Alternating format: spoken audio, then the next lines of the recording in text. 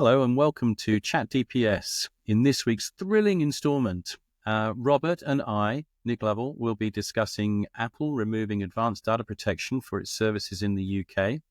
We look at the anatomy of a ransomware attack. And finally, we discuss cyber insurance. I'm expecting this to become a recurring topic.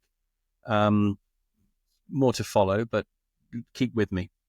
So, Robert, things in the press this week, Apple are removing advanced data protection in the UK because the UK have made some apparently, and in inverted commas, ludicrous demands of the systems and the processes and some backdoors to be opened up. I thought these backdoors were all in place anyway for the NSA and the FBI and all the rest of it. Yeah, I mean, we probably shouldn't go down the conspiracy path, but I imagine most agencies have the ability to do this kind of thing, but I guess the UK government will trying to make it official. Right. Okay. So Apple's saying that rather than comply to this new legislation that's being passed through by the British government, that they claim that they're left with no choice but to remove the feature altogether. But this has got sort of connotations with things like, sort of like people are using the health app passwords on the phone, and things like browsing history, I guess, is going to be out there. I mean, so what are the legal implications around this, mate? What's going on with that? Well, I suppose a couple of things. First of all, I think what the UK government wanted Apple to do was essentially break the end-to-end encryption. And so rather than put a backdoor in that broke end-to-end encryption, they've just turned off that feature. So it's a feature you can go to any of your Apple devices for you have iCloud, and you can toggle on advanced data protection. So that sets up your end-to-end encryption through iCloud. So basically that feature will not be available to people in the UK. So there's that. I guess what does it mean? Well, look, the UK government would say they're doing it for anti-terrorism, anti-money laundering and all that kind of thing purposes. But as we know, it does put questions around governance. How is that data being accessed? How is that data being used? Is there any infringement on people's privacy? Is there potential for breaching privacy laws? So it's one of those things. And look at it, as we've touched on, other governments do it. In the US, they had the Patriot Act, and which had a similar backdoor, even though that did lapse. But again, you would speculate that those abilities may exist as well. And Australia has some legislation under the Telecommunications Act, which is similar as well. So other countries do this. And, as I say, it comes down to governance and holding these agencies to account to make sure that they are treating this information in accordance with privacy and data sensitivity laws. Yeah, well, I hope the common sense comes to bear on some of this stuff. I mean, obviously, it's just it appears to me that it's just favouring the criminal element and the terrorist element in terms of what they're doing and how they're doing things. So yeah, I mean, let's hope that there's some kind of common sense attached to this.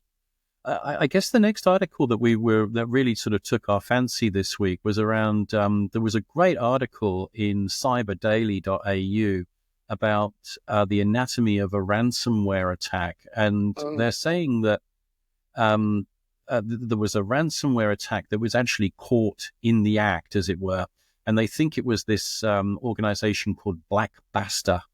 The victim was a manufacturing sector client, and it took 48 minutes, and it suggested that the attack could have been executed in less, maybe eight minutes. The Act 1 was a wave of spam emails from an on Microsoft email address targeting 15 specific workers. They then posed as support desk staff. 2 particular employees were contacted on Teams, who convinced them to give them remote access. Sort of yeah, we're going to give you some assistance, so give me access to your team stuff. Um, there's some fairly basic stuff here, but at the same time, it's also, they've breached the perimeter again, to get into the network, and in they come, right? Yeah, What's that's right. what's what's your take on this? Well, I mean, like you say, look, I don't know how sophisticated the attack was. It sounds like this particular group have done this before. That they clearly have a particular way, particular methods of doing things. But it starts with social engineering. It starts with fooling some people, potentially on the IT service desk, and getting through that way, and then setting up that connection. And I think it said within 10 minutes of being able to dupe one person, that was all that's needed to then start to move within that organization. So we talk about people, process, technology, and like here we are again. So it starts with your people. And I think when we've looked at data before, a huge amount of data breaches start with the people, and people get fooled. And these people are doing, these groups are doing these things for a living. They're essentially professional hackers, so they know what they're doing, and clearly these methods work. So you've got to start with your people, you've got to educate them, you've got to be up to date with the latest methods of attack, and make sure that people recognize us. I mean, that's the first thing, and then it comes down to your data. How is it protected? Have you encrypted it? Do you have backups? What's your business continuity plan? When was the last time you ran it? What's your detection like within the organization? So all sorts of things that then have to be reviewed. But as we know, most organizations are just not set up that way. Yeah, so look, training, and just awareness, right? I mean, just get into it and just be aware of what's going on and who's around you. That was a frightening enough thing, but then we decided that we really did want to start taking a bite out of the cyber insurance apple at some point, and this caused a great deal of interesting conversation. Actually, it was a really good point, and I think that there's going to be a lot more about this to follow. But there was a good article on ARN about this, and I think that what we can agree on is that the number and severity of the data breaches are rising. The malicious and criminal attacks that were the main source of breach notifications at 67%, and 57% of those involving cyber incidents, right? So fairly significant, things when it comes down to crisis management. Cyber insurance provides coverage for a variety of cyber-related incidents, and the aim is to mitigate financial loss, yeah? So I think I did a little bit of digging on that, and we found out that it was more about the fact that you could actually get some really good information around not just the payout, but specialist service like forensic security and incident response and ransom negotiations, crisis communications. So this is all part and parcel of the offer that is being made to organizations, and the take-up is frighteningly low. Yeah.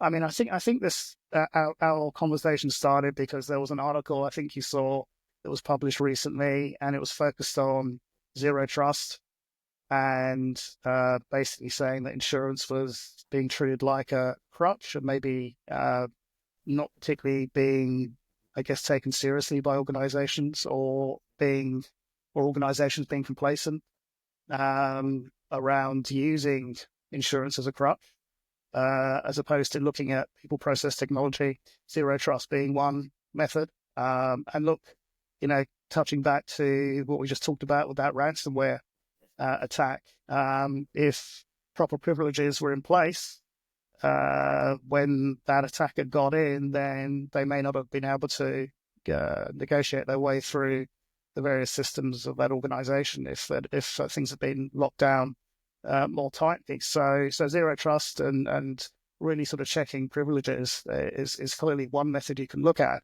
But I think where I was coming from was in our discussion was that this is just about risk management.